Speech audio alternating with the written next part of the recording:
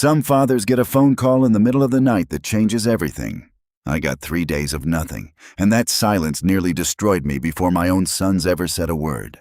You want to know what it feels like to love someone so much it becomes a disease? Let me tell you. It feels like standing in your kitchen at 2 o'clock in the morning staring at a phone that won't ring, convinced your own child is lying dead in a ditch somewhere in Florida. That was me, 52 years old, gripping a coffee mug so hard my knuckles went white, waiting for 2 grown men to pick up a phone. My name is Gary Cooper.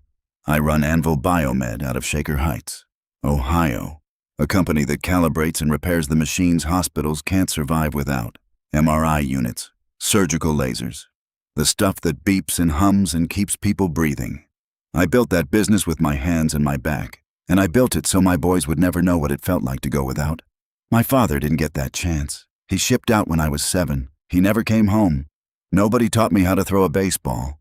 Nobody sat me down and told me I mattered. So, when Harry was born, and then Darren 2 years later, I made myself a promise standing in that hospital hallway in Shaker Heights.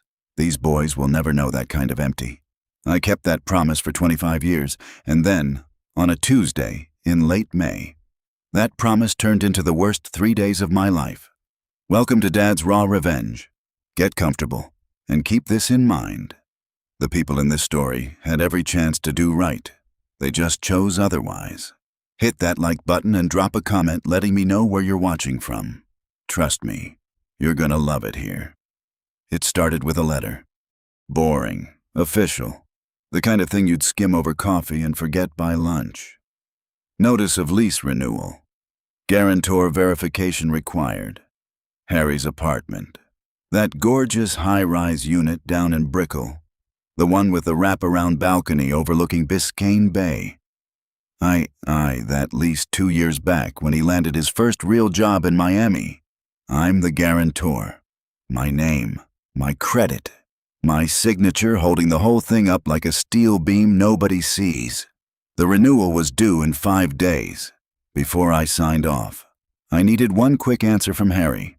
A detail about his income documentation the property manager wanted cleared up. Simple. 1 phone call. 30 seconds tops. I dialed him from my office leaning back in my chair, half watching a technician recalibrate an ultrasound probe through the glass. Straight to voicemail. Fine. He's probably in a meeting. I left a message. Hey, it's Dad. Got the lease renewal paperwork here. Need to verify something with you before I sign it. Call me back when you get a second. No big deal. I went back to work. By the next afternoon, nothing. I called again. Voicemail again. Now I'll admit, the first flicker of unease showed up right there. I know Harry hardly picks up sometimes when I call, but he doesn't ignore me for a full day. Never has. So I called Darren figuring he'd know where his brother was. Maybe out at Kai's on 8th eating Cuban food or down at the marina. Voicemail. Both of them same day. I told myself it was nothing. Kids get busy. They forget. I left another message trying to keep my voice light. Guys, I really need to hear back from you. Harry's apartment. The renewal deadline's coming up fast. Just give me a call. Kate noticed something was off with me that night at dinner. My wife's known me for 28 years. She can read a shift in my face before I even feel it myself. You've barely touched your pierogies, she said, nodding at the plate Mrs. Dabrowski next door had dropped off that afternoon. What's going on with you? The boys aren't answering, I said. Either of them. Since yesterday. She waved it off. They're busy. Gary, they're grown men. She was right. I knew she was right. So, why did my stomach feel like it was folding in on itself? Day 3 is when it stopped being annoying and started being terrifying. The deadline on that lease was now 48 hours out. I called Harry 7 times that day. 7. I called Darren 5 times. Every single call died in a voicemail box. I stopped eating. I stopped sleeping. Every time I closed my eyes, I saw car wrecks. I saw 2 Florida State Troopers standing on my porch with their hats in their hands. And I swear to God, I could hear the words before they even said them. You've lost a father once. Gary, you know exactly how fast this world can take someone from you. You know how it happens. Quiet, sudden, and nobody warns you first. That night, I sat at the edge of the bed at 1 a.m., phone in my hand, thumb snorts, hovering over Harry's name for the 100th time. Kate sat up behind me. Gary, come to bed. Something's wrong. Kate. My voice cracked in a way I hadn't heard from myself since my own father's funeral. 3 days. Neither one of them. That's not busy. That's not normal. Maybe they're together. Maybe their phones died. Both phones? For 3 straight days? I turned to look at her, and I could see it land on her face. 2. That same cold drop in the stomach. Pack a bag, I said. We're flying out there. Something is wrong. I can feel it. She didn't argue with me. That's the thing about 28 years of knowing each other. You learn which fights are worth having and which ones you just get up and pack a bag for. We booked the first flight out of Hopkins the next morning. I remember standing at the gate watching the Cleveland skyline shrink behind the window and thinking this might be the worst decision I've ever made or it might save their lives. I have no idea which. Kate held my hand the entire flight. Neither of us said much. What do you say? Hope our sons aren't dead doesn't exactly make for good small talk with the flight attendant handing out pretzels. I kept running the scenarios in my head like some sick highlight reel. A car accident on I-95. A break-in at the apartment. Darren. Always the reckless one on that motorcycle he swore he'd sold. I pictured every version of tragedy a father's brain can invent at 30,000 feet. And none of them prepared me for what was actually waiting behind that door. We landed in Miami just after 2 o'clock in the afternoon. The heat hit us like a wall the second we stepped off the plane. That thick, wet Florida heat that Ohio people never fully get used to, no matter how many trips we make down there. I rented a Lincoln Navigator at the counter, tossed our one bag in the back, and pointed us toward Brickell, the whole drive down. Kate kept saying the same thing on a loop, like she was trying to convince herself. They're fine. They're probably just fine. Gary, there's probably some boring explanation. Then, why won't they pick up the phone? I said, gripping the wheel tighter than I needed to. 3 days. Kate. 14 calls between the two of us. Not one text back. Not one. She went quiet after that. I think some part of her knew. The same way some part of me knew. That boring explanation wasn't what waited for us on the other side of that building. Harry's building rose up out of the Brickell skyline like something out of a magazine. Glass, chrome, 30 stories of the kind of wealth that makes a Cleveland guy feel a little out of place in his own rental car. I pulled up to valet, and even that felt wrong somehow. Dropping off a Navigator in a line of Porsches and Mercedes, like I was crashing somebody else's life. We rode the elevator up to the 14th floor in silence. My hand was actually shaking when I raised it to knock. 25 years of fatherhood. And I was standing outside my own son's door like a man about to identify a body. And that's when I heard it. Music, laughter, loud, easy, celebratory laughter. The kind you don't hear in hospitals or morgues. Balloons taped in a cluster right beside the door frame, bobbing gently every time someone inside walked past a vent. That's not the sound of tragedy. I thought. And for 1/2 second, relief flooded through me so hard my knees nearly buckled. Thank God they're okay. I knocked. The music dipped. Footsteps. The latch clicked, and the door swung open to reveal my oldest son, Harry, drink in hand. A wide grin frozen halfway between surprised and something far colder. Something I hadn't seen on his face since he was a teenager caught sneaking in past curfew. That grin didn't stay confused for long. It curdled into something else entirely, and in that half second before he opened his mouth, some part of me, the part that had spent 3 sleepless nights terrified my son was dying somewhere, already knew. I hadn't flown 1,000 miles to save my boys from tragedy. I had flown 1,000 miles straight into an ambush I never saw coming. You ever have a moment where your whole body knows something terrible is about to happen half a second before your brain catches up? That's exactly where I was standing. 14th floor. Brickell. My hand still hovering near the doorframe like I could somehow push the moment back through the door and undo it.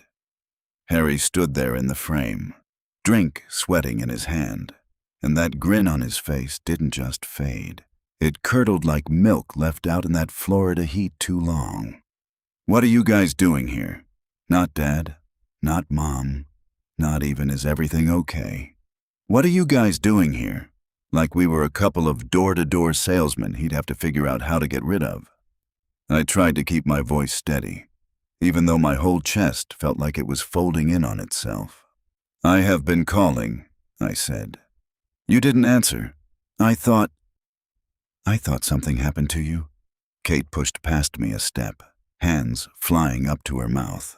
And for 1 second, just one, I watched 25 years of motherhood pour out of her all at once.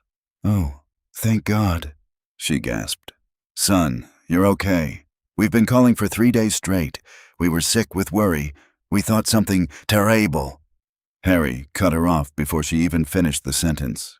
He rolled his eyes. Not a small eye roll, either. A full, dramatic, exhausted. I can't believe I have to deal with this eye roll. The kind children give you when you ask them to take out the trash. "We didn't answer because we didn't want to talk to you." His voice came out sharp, flat, final. "Stop calling us. We have our own lives. You're suffocating us. Just stay on your own. Stay on your own." 4 words. I've been hit by a lot of things in my life. A garage door once. A rogue MRI cart that got away from a technician. My own father's absence for 45 straight years. None of it landed the way those 3 words landed. I stood there in the hallway, balloons bobbing gently against the door frame behind Harry's head, like the whole building was mocking me, and I genuinely did not know what to say. 25 years, every game, every scraped knee, every 2 o'clock fever. And this is the return on investment. Before I could even find words, a woman stepped up beside Harry, young, pretty, holding a glass of something pink and bubbly, her whole posture radiating a kind of smug exhaustion I'd only ever seen on reality TV. "Honestly," she said, crossing her arms, "it's too much. Do you guys ever stop hovering?" Kate blinked at her, completely lost. "I'm sorry. Who are you?" The girl's smile widened. She raised her left hand. Oh, deliberate, like she was presenting evidence in a courtroom. A ring caught the hallway light and threw it right back in our faces. "I'm Haley," she said, "his fiancée, and today is our engagement party, which you are currently ruining by showing up uninvited." Uninvited. Ruining. I heard the words land, but for a second they didn't fully register, like my brain refused delivery on a package it knew would hurt too much to open. Our son engaged, and we found out about it standing in a hallway being told we were ruining it. 28 years of marriage, and I have never once seen Kate look the way she looked in that moment, like someone had reached into her chest with a bare hand. I want to pause right here because this is the part where a lot of people who've never lived it, would say, "Gary, just walk away. Don't make a scene." And believe me, some part of me was already halfway to the elevator in my head. But another part of me, the part that flew 1,000 miles because I genuinely believed my sons might be in danger somewhere, that part needed to understand. How does a father go from he's calling because he loves us to he's suffocating us without a single conversation in between? I found out real quick. That was the moment that broke me. I'd tell Kate later that night on the plane. Not the insults, not the entitlement, not even that girl's smug little smile. It was knowing they saw my name on their phones. They saw me calling. They knew I was worried sick, and they chose to let me suffer for 3 straight days.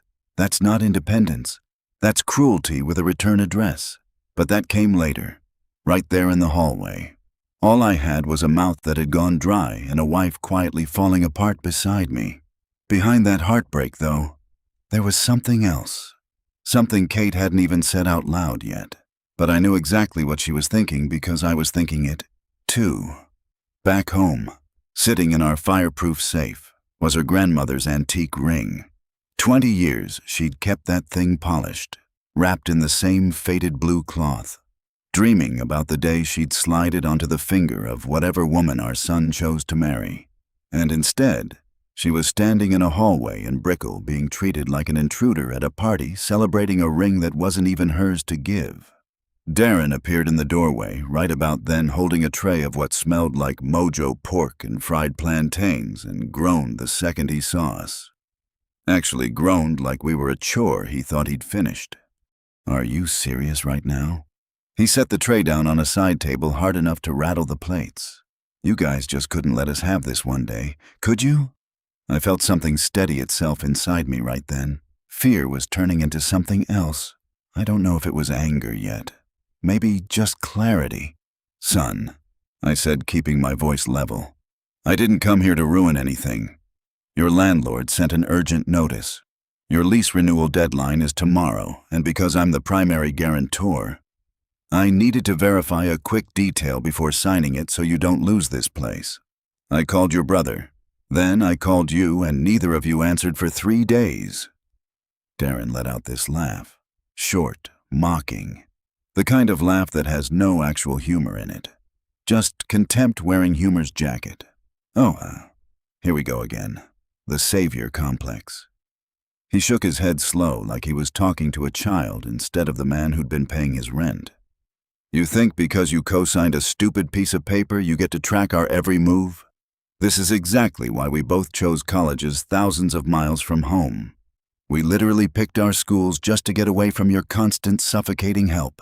Thousands of miles, on purpose, to get away from me. I flew 1,000 miles because I loved them too much to sit still. They moved 1,000 miles because they loved me too little to stay close. Harry nodded along like his brother had just delivered some kind of TED Talk, then leaned against the doorframe. Arms crossed, drink still in hand. Exactly, he said. You always use money and fixing things just to keep tabs on us and feel important.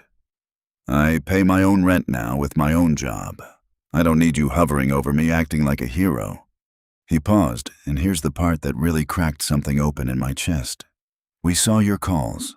We purposefully didn't answer.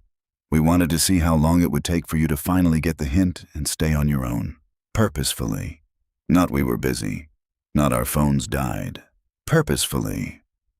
For 3 days, I sat awake picturing every possible danger they could be in the entire time. My sons were sitting somewhere watching my name light up their screens and deciding, on purpose, to let their own father suffer, just to teach him a lesson. Haley tossed her hair back, clearly bored of the whole exchange by now. Yeah, she said. We're trying to celebrate our future with people who actually matter. We don't need your old school drama here. She gestured vaguely down the hall toward the elevator like she was shooing off a delivery driver. Please leave. Please leave. In my own son's doorway. By a woman I'd met 4 minutes ago. Please leave. I want you to understand something about me because it matters for everything that comes after this moment. I didn't yell. I've thought about that a lot since. Whether I should have raised my voice. Whether some part of them needed to see me break the way they'd just broken their mother. But that's not who I am. My own father never got the chance to teach me how to handle a moment like that. So I had to figure it out myself. Standing right there in that hallway with balloons bobbing behind my son's head like some cruel party decoration mocking the whole thing, I looked at the 2 boys I had poured my entire life into.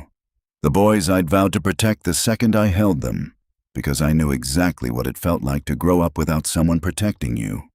They stood there in a lifestyle my signature and my credit had built. The apartment, the cars, every safety net under their feet, completely blind to it, treating their own mother like something to be swept off the doorstep. I didn't argue. I didn't raise my voice.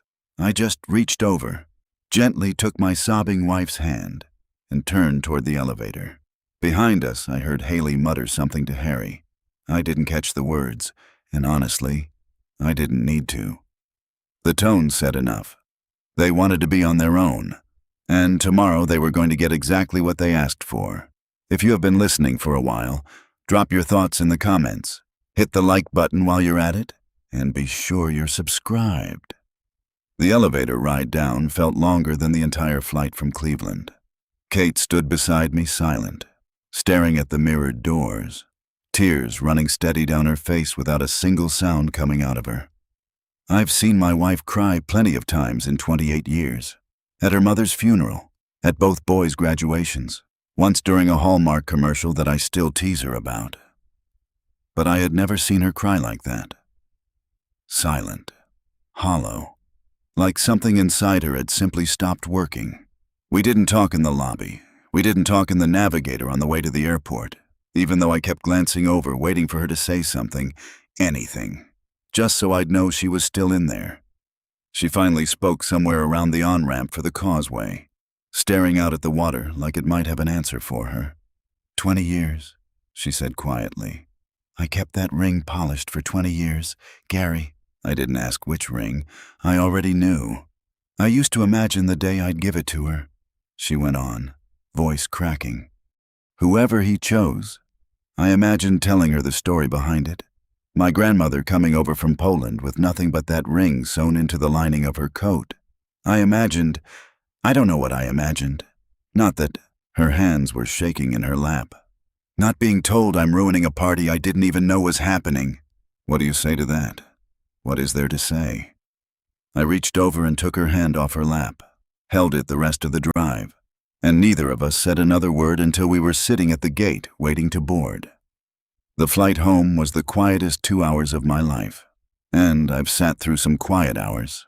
Kate stared out the window the entire time, watching Florida shrink and disappear beneath the clouds, tears slipping down every few minutes like her body had simply given up trying to stop them.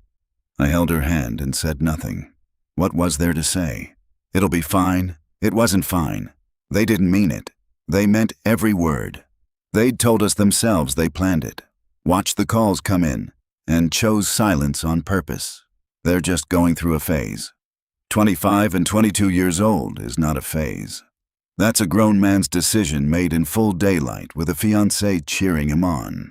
I just held her hand and let the silence say what neither of us had the strength to say out loud yet.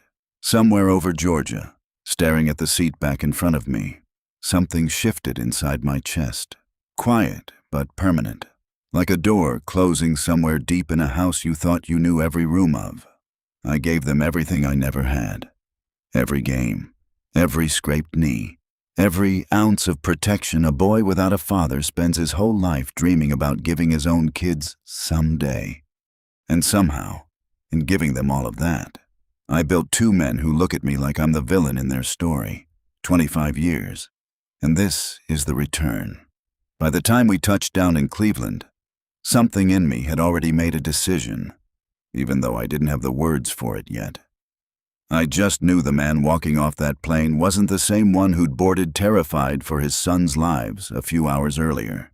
That man was gone, and whatever was left of him was about to make a phone call his sons would remember for the rest of their lives. They wanted to be left alone, so I left them alone. Legally, financially, and completely. And by the time they figured out what that actually meant, it was already too late to undo it. You know what nobody tells you about heartbreak? It doesn't announce itself right away.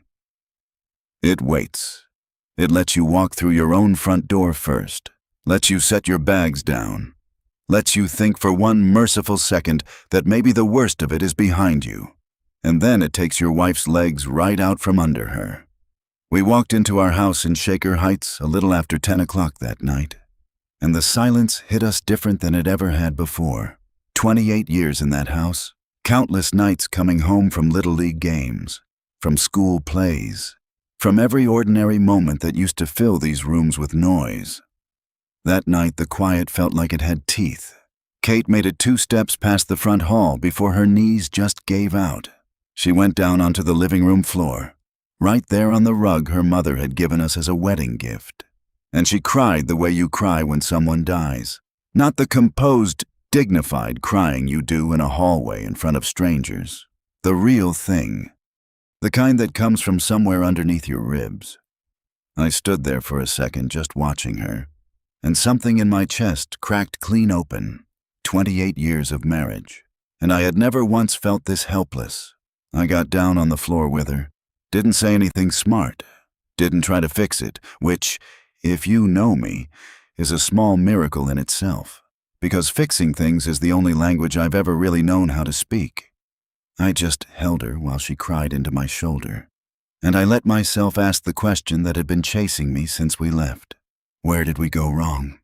I gave them everything I never had, I said quietly, more to myself than to her.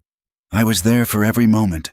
I was the father I always wished for, and somehow in doing that, I turned them into people who look at me like I'm the enemy. Kate lifted her head, eyes red and swollen, and said the only thing that made any sense that whole night. No, Gary, you didn't turn them into anything. She wiped her face with the back of her hand. They did that themselves. You just handed them a life they never had to work for, and people who never work for something never learn to be grateful for it. I held my wife on that living room floor until almost midnight, and somewhere in there, I made myself a promise. The only person who had stood by me through every single version of my life, good, bad, terrified, exhausted, was lying right there in my arms. My boys had their own lives now. They'd made that painfully, deliberately clear. So, I decided right then I was going to honor that wish, and I was going to spend whatever time I had left loving the one person who had actually earned it. We didn't sleep much that night. We talked, really talked. The kind of conversation 28 years of marriage lets you have without needing to explain half of it. We agreed on one thing above everything else. Whatever happened next, we'd move together. No solo decisions. No guilt trips down memory lane that would soften either of us at the wrong moment. By sunrise, we were aligned. And Gary Cooper aligned with his wife is not a man you want standing between you and a phone. I called my lawyer, Paul Hopper, at exactly 8:02 a.m. He picked up on the second ring. Man's been handling Anvil Biomed's contracts for 15 years. He knows when I'm calling about business and when I'm calling about something else entirely. This was clearly something else. Gary, he said, you sound like a man who didn't sleep. I need you to pull my name off Harry's lease guarantee, I said. Today, before the renewal window closes. There was a pause on the line. The kind of pause a good lawyer gives you when he wants to make sure you're not about to do something you'll regret by lunchtime. You sure about that? Once that renewal lapses without your backing, the property management system is going to flag it automatically. No warning period. No grace window on a place like that. I've never been more sure of anything, I said. Paul didn't argue further. By 9:15, the withdrawal was filed. By noon, it was processed. The renewal deadline came and went at midnight with no signature attached to it because for the first time in 2 years, there was no Gary Cooper standing behind that lease like an invisible steel beam nobody ever thanks. They wanted to prove they didn't need me hovering over their lives. I decided to give them the closest thing to proof a man in my position could offer. I didn't hear anything for 2 days, which frankly felt almost funny given everything that had just happened. The same silence that had nearly destroyed me a week earlier now felt like the most peaceful 2 days I'd had in months. The call came on a Thursday afternoon. I was in my office reviewing a service contract renewal with a hospital network out in Akron when my phone buzzed with Harry's name on the screen. I let it ring twice before I picked up. Dad. His voice came out tight, clipped, the sound of a man trying very hard to sound calm and failing. Dad, there's some kind of mistake with the lease. The building manager says the renewal didn't go through because there's no guarantor. They just served us an official notice to vacate, and they're hitting us with a non-compliance penalty that doubles our rent for the next 7 days until we're out. There's no mistake. Son, I said, keeping my voice level, almost gentle. I withdrew as guarantor 2 days ago. Dead silence on the line. You what? Dad? Why would you do that? You know I can't qualify on my own income yet. If they file an official eviction lawsuit, it goes on my public record. My credit will be destroyed. Haley and I won't be able to rent a doghouse in this city. You told me to stay on my own. I said, so I am. Dad, please, you have to call them back. Tell them it was a mistake. It wasn't a mistake. Harry, I'll talk to you soon. I hung up. They didn't wait for a sheriff to throw them out. They couldn't afford to have a legal eviction ruin their names. The actual exit happened fast, quiet, and procedural. I heard the details later secondhand through a mutual friend of Darren's. Harry and Haley spent 48 straight hours frantically throwing clothes into garbage bags. Security didn't force them out. Security just watched them pack standing by the elevator while Harry wheeled his own life out of that luxury high-rise on a luggage cart, passing right through the same lobby where 2 weeks earlier they told his own mother she was ruining their engagement party. There is a quiet clarity in watching natural consequences finally arrive at a door that had been propped open by my signature for far too long. Because here's the thing nobody tells you about being a fixer your whole life. The moment you stop fixing, the world doesn't collapse. It just becomes honest again. I didn't stop there, either.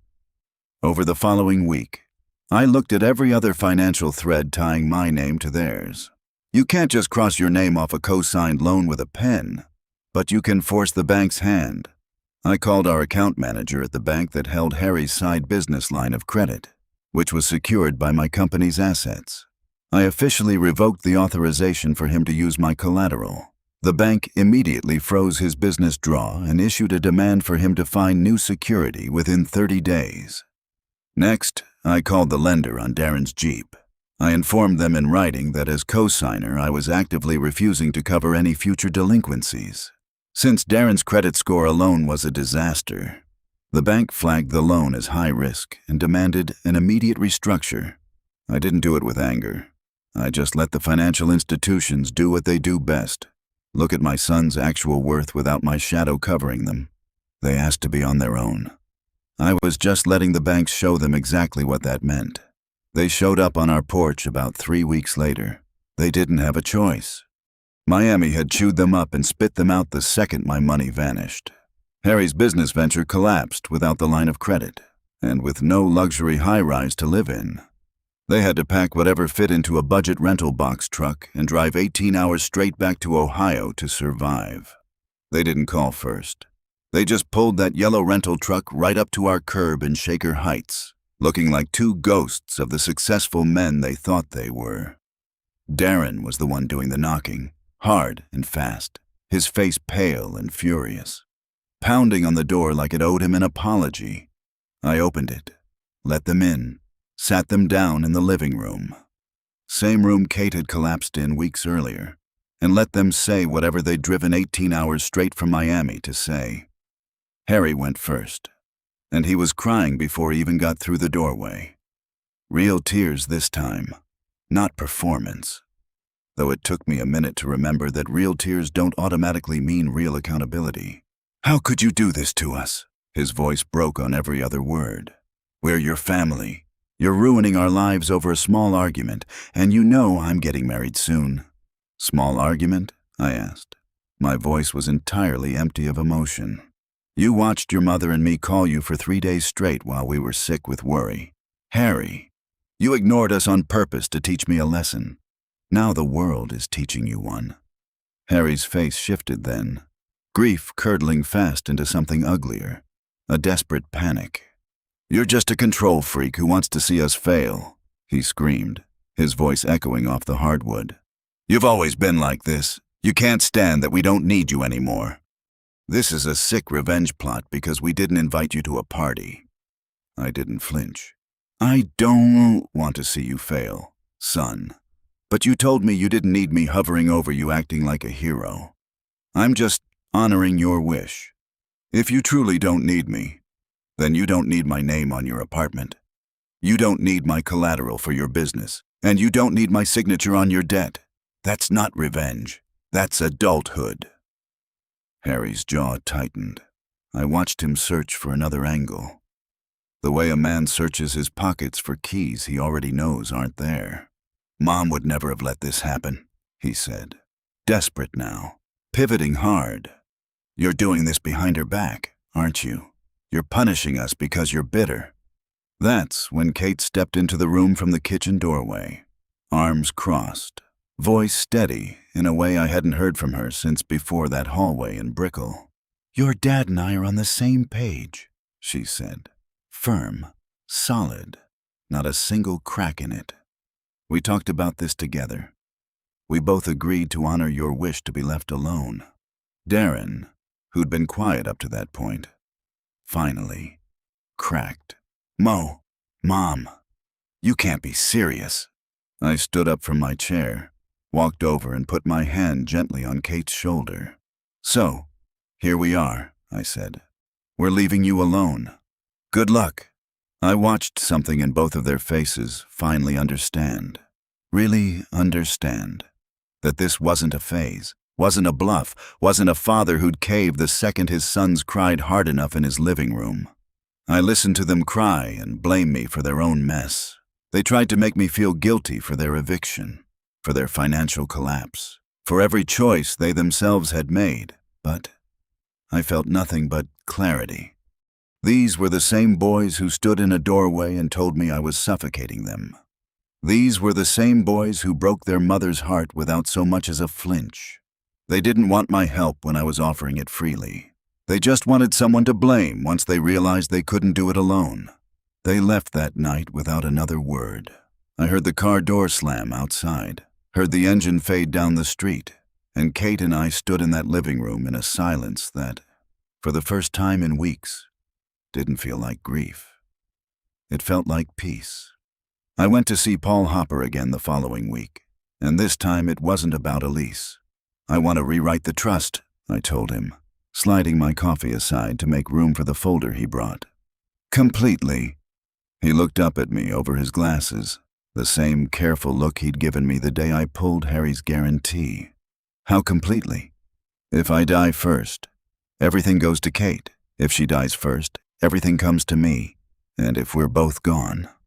I paused, and for the first time in weeks, I felt something settle in my chest instead of tear through it. $0 go to the boys, and instead, there are charities that fund scholarships for kids of fallen military veterans, I said. Kids whose fathers shipped out and never came home.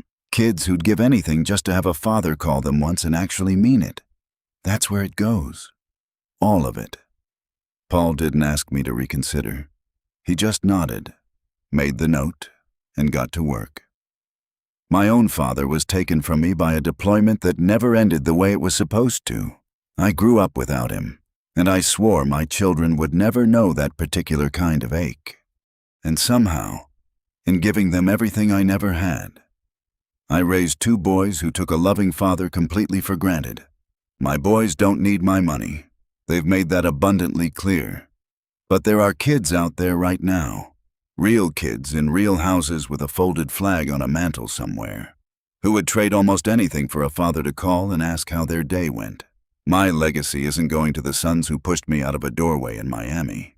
It's going to the children who'd actually give anything to have a father worth calling. Months passed after that. The calls from Harry and Darren slowed, then stopped altogether. I heard through an old family friend that they'd moved into a smaller place together somewhere outside the city. Snorts. No more Brickell views. No more balcony over Biscayne Bay. Struggling, apparently. Learning the hard way what a monthly budget actually looks like when your name isn't backed by somebody else's signature. I won't lie and tell you it didn't sting to hear that. It did. Some nights it still does. But every time that ache creeps in, I remember the hallway. I remember Stay on Your Own. I remember watching my wife's face fall apart over a ring that never got its moment, and the ache settles right back down where it belongs. Kate and I sit out on our back porch most evenings now, right around sunset, coffee in hand, watching the sky do its slow fade over the same Shaker Heights backyard where two boys once learned to ride bikes I'd stayed up half the night assembling. She reached over one evening not too long ago and put her hand on mine, the way she's done 1,000 times over, 28 years, and I looked at her and realized something simple and true. My father died when I was 7. I spent my whole life trying to be the man he never got the chance to become. But somewhere along the way, I forgot that the only person I truly needed to protect was the woman sitting right beside me the entire time. My boys have their own lives now. They made that crystal clear standing in a doorway in Miami.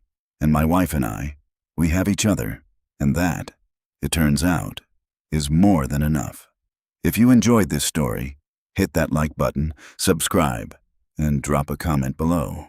Let me know where you're watching from. I will see you on the next one.